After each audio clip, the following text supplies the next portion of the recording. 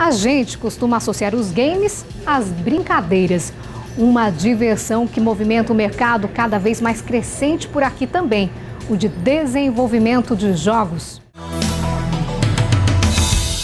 Jogar videogame em pleno horário e local de trabalho.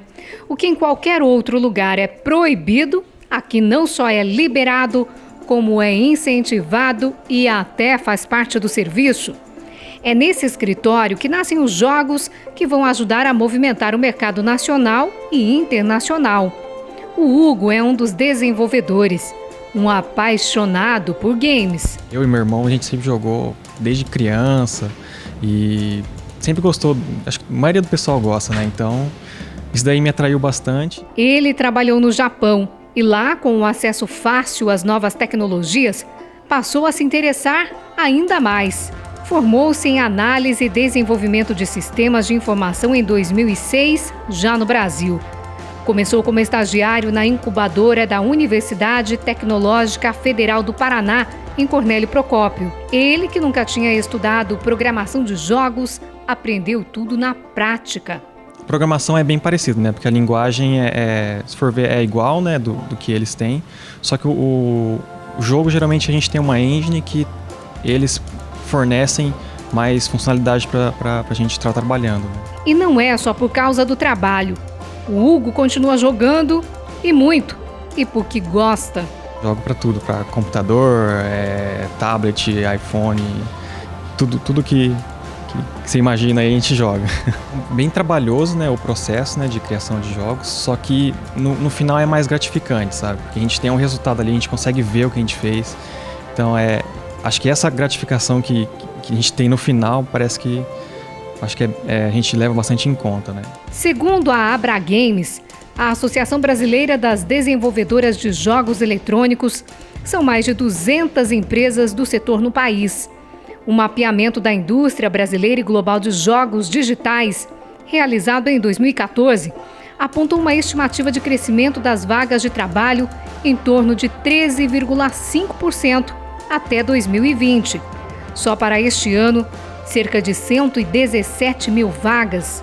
Um setor que, de acordo com o levantamento mundial, movimentou 74 bilhões de dólares em 2011, devendo passar a casa dos 82 bilhões este ano.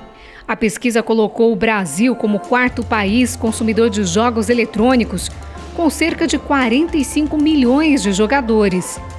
No primeiro censo da indústria brasileira de jogos digitais, o Paraná apareceu em sexto na distribuição geográfica das empresas de games, com 8 empresas. Uma delas é a Octagon, hoje em Londrina, mas que nasceu primeiro como Calibre, em 2004. Na época eu não tinha noção nenhuma de mercado, eu queria fazer por fazer, já trabalhava com TI, eu falei, vamos fazer uma empresa de game. Aí ele falou, olha, não sei, vamos ver como é que é isso, né? Então a gente pesquisou, viu que era interessante, nos unimos mais a um dos sócios fundadores, que também tinha interesse, já tinha feito algumas coisas, e aí submetemos o projeto e foi aprovado. A empresa começou desenvolvendo jogos para PC sob demanda.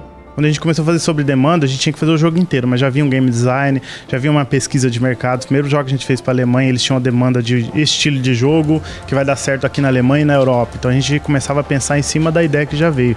Depois, com a experiência, a gente começou a ter essas ideias aqui mesmo, pensando, o que a gente poderia fazer que não tem no mercado ainda e que não foi consumido, mas a ideia dos personagens, tudo fosse criado aqui dentro de casa, com os nossos game designers, com os nossos criadores, né? E aí, junto com o crescimento da tecnologia móvel, a mobile, a Calibre virou Octagon. Hoje a empresa tem um escritório em Londrina com cerca de 10 desenvolvedores. É o coração da Octagon.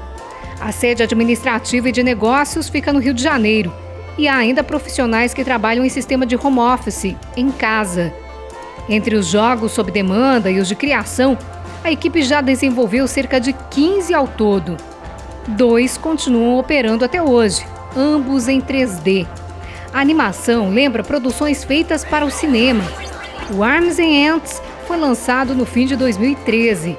Desde então, foram mais de 750 mil downloads. Essa coisa das formiguinhas, sci-fi, é um tema que não é tão agressivo, ele também não é tão suave, porque é um sci-fi, né, uma ficção científica. E aí a gente quis colocar isso num jogo simples, onde o jogador começasse a jogar e tinha aquela experiência de 1 minuto e gostar, e depois voltar a jogar de novo e ficasse progredindo ali por dias, né? O objetivo é construir sua própria colônia de formiga e defendê-la dos invasores, que podem ser outros jogadores. E ainda, fazer essa colônia evoluir.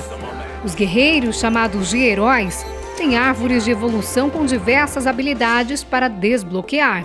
Os jogadores gostam, eles acabam engajando muito fácil assim pro jogo, porque é gostoso mesmo. Você vai, encontra outros jogadores, acaba encontrando um amigo, aí fala, pô, vou atacar a sua base, você vai atacar a mim. Então a gente queria colocar esses elementos de multiplayer sociais no jogo. Ou seja, é um jogo feito pra gente, só que seguindo orientações de modelos de mercados que deram certo. Já o Dungeon Battles foi lançado em 2014.